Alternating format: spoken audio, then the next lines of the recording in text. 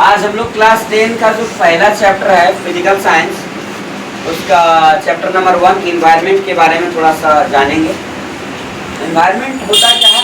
हमारे आसपास के जितने भी हमारे लिविंग थिंग्स और नॉन लिविंग थिंग्स, ठीक है, जितने भी हमारे चारों तरफ सराउंडिंग्स हैं, ठीक है, आसपास जो हमारे पास गिरे हुए हैं, चाहे मैं एयर की बात करूँ, चाहे सनलाइट का बात करूँ, चाहे तो जो भी चीज़ें जो हमारे आसपास दिखाई पड़ रहा है वो सारे इन्वायरमेंट के अंदर आता है। तो इसके अंदर हमारा एटमॉस्फेयर भी है। आज एटमॉस्फेयर का जो हमारा फर्स्ट लेयर है, एटमॉस्फेयर यदि अर्थ के स्ट्रक्चर के बारे में पढ़ोगे तो दो तरह का स्ट्रक्चर है, इंटरनल और एक्सटर्नल। इंटरनल में होता 3 लेयर होता है, ठीक है। एक होता है आपका क्रस्ट, फर्स्ट लेयर होता है, दूसरा मेंटल होता है, तीसरा कोर होता है।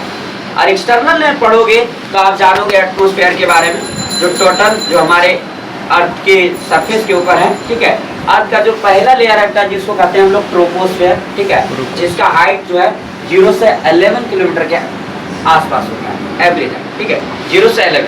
तो उसमें हम लोग जानेंगे, आज सबसे पहले सीखेंगे कि जैसे जैसे हम ऊपर जाते हैं, जैसे जैसे हम लोग हाइट की तरफ ऊपर बढ़ते हैं, एल्टीट्यूड कोई भी चीज़ यदि हम नीचे से अर्थ के सरफेस से जब ऊपर धीरे धीरे जाते हैं तो किस तरह से एटमॉस्फेरिक प्रेशर डिक्रीज होता है, इसके बारे में जानेंगे, ठीक है।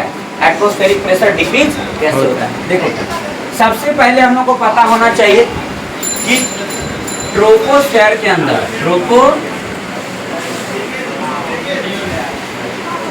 के अंदर का जितना भी भारी गैसेस है, जितने भी भारी ऑब्जेक्ट है, सारे ट्रोपोस्फेयर के अंदर होता है, यानी कि फर्स्ट लेयर। अब इसका कहने का मतलब जैसे जैसे हम लोग नीचे से ऊपर जाते हैं, नीचे से ऊपर जाते हैं तो क्या होता है, हमारा किसी भी जितने भी हमारे पार्टिकल्स है, डस्ट पार्टिकल वगैरह जो हमारे एटमॉस्फेयर के अंदर है, वो क्या होता है, उसका वेट घटने लगता है, यानी कम वजन वाले चीजें ही ऊपर में रहता है, बाकी जितने हेवी वाले हैं वो नीचे। तो बेटा जैसे जैसे ऊपर जाते हैं वैसे वैसे क्या होता है, मास क्या होता है, घटने लगता है। मास क्या होता है, घटने लगता है। मास क्या होता है, घटने लगता है, ठीक है। और मास घटता है, आप लोगों को पता होना चाहिए, प्रेशर इज इक्वल टू होता है फोर्स अपॉन में area. Pressure is equal to force upon में एरिया। बेटा जब हम देख रहे हैं कि जब मास फोर्स बराबर क्या होता है, मास इंटू एक्सेलरेशन भी होता है, याद रखना।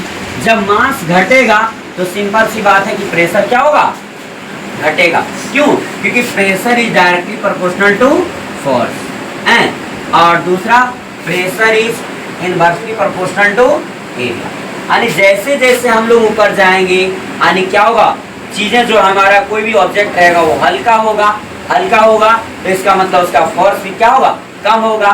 तो इसका मतलब है कि प्रेशर भी आपका घटेगा, ठीक है। बस यहीं पे रुको।